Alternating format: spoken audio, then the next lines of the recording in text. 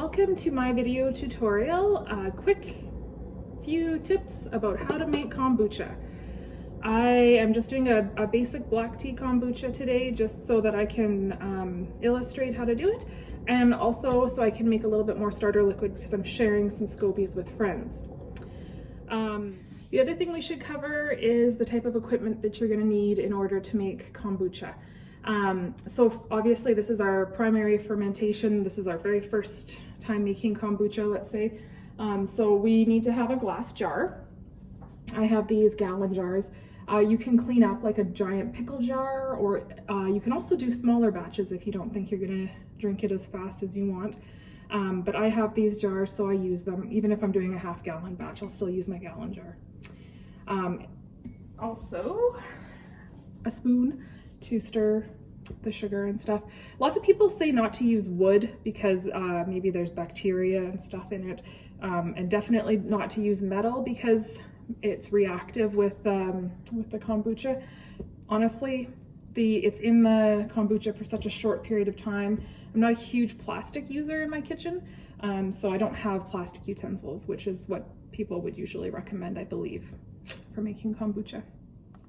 Okay, so before we get started and actually working on our fresh batch of kombucha, I need to take care of maybe separating some of these SCOBYs from this giant mother that I have. So I'm gonna just show you. I brought a knife out just in case I needed to because they're quite thick, but it looks like it's able to separate. So I'm just gonna show you really quick what this looks like. So it's kind of like a jelly. It's kind of a weird texture. Oh, I've got two in here actually. Look at that. So they kind of stick together and then you can gently separate them. And this is more than enough to start a fresh batch of kombucha.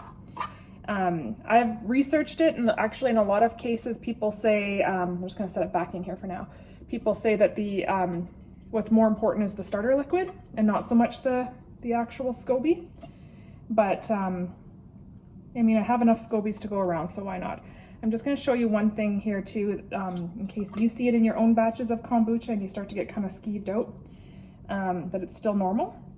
But in my case today, since I have so many extra SCOBYs, I am going to toss it just because I don't need it. And I toss it or compost it, throw it in the garden and stuff like that. So this is like still normal. There's nothing wrong with this type of a SCOBY. It's kind of yucky looking.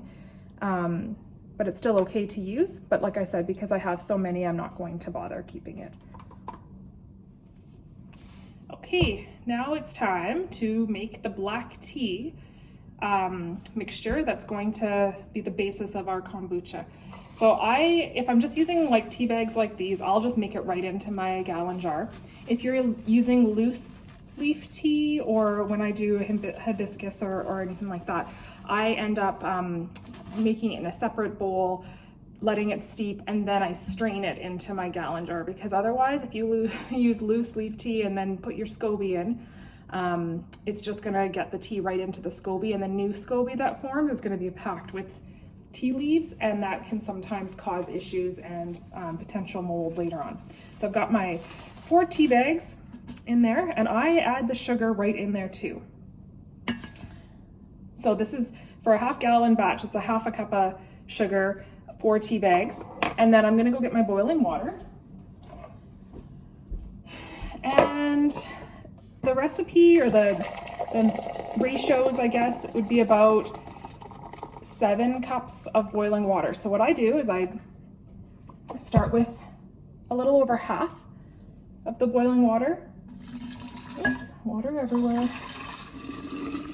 And I get the batch going with that. So I'm gonna start around, dissolve the tea, dissolve the sugar and steep the tea. And we're gonna let it steep for about 15 minutes, let's say.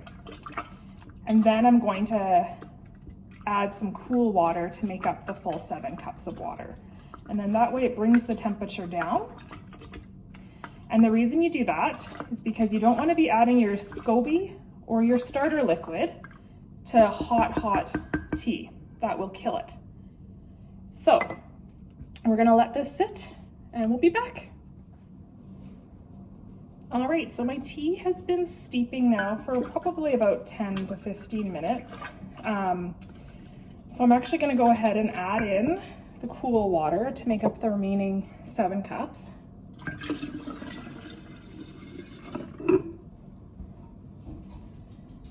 Give it a little stir. It reminds me a lot of making sun tea, if you've ever done that. Like, the smell of it is so good. Like that stuff that you would leave on your deck in the summer. Okay, I'm just gonna squeeze out the extra liquid from these 4 tea bags that are in here. Alrighty.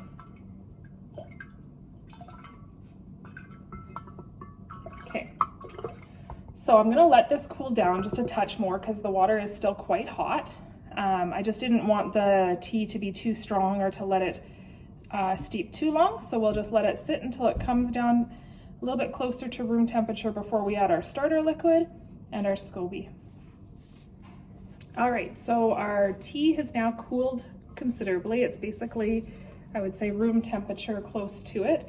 So all we do now at this point is we're gonna add our, so this should be about a cup, but I need to be a little bit sparing with it because I'm giving a bunch to friends today. So I've got about 3/4 of a cup of starter liquid, which is basically just liquid from my SCOBY hotel.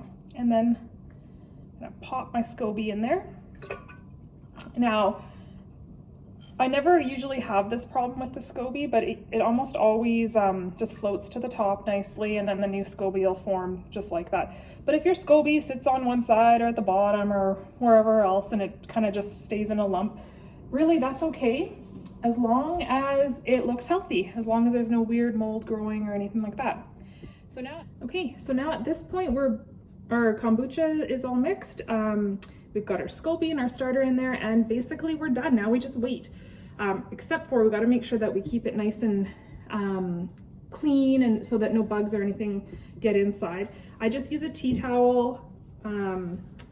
Mine's folded in half, and then you put it on top and secure it with an elastic band. And you leave it on the counter in a relatively stable, warm place. If you keep your house cool, you might find that it takes longer to brew your batch of kombucha. I keep my house pretty warm. I like to feel warm, and I like when it feels tropical. My batch almost always takes less time because of that. Another tip that I have is that if you have stone countertops of any kind, like quartz or marble or granite, sometimes that cools off, almost always actually, it cools off your brew, and then it takes a lot longer to make.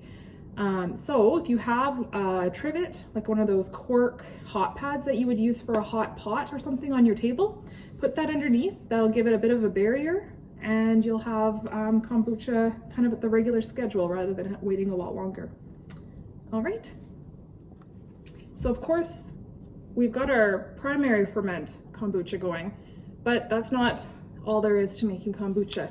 We have to wait now generally between 14 to 30 days, depending, like I said, on the temperature of the surroundings and how it's going, before we can actually bottle and begin the second ferment of our kombucha. And that's what gives it the, you can add flavors then, but also the kind of fun part of it is where you get that carbonation. So I'm gonna create a second video once this batch is done, and we are going to learn how to flavor, do the secondary ferment, and bottle our kombucha.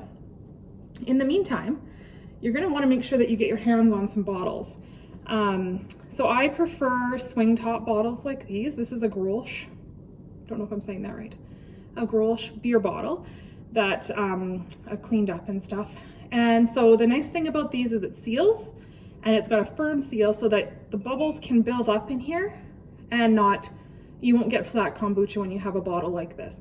But it's also important that you have a really secure lid so that the pressure that does build up doesn't blow. So get yourself some swing top glass bottles for when your kombucha is ready to bottle.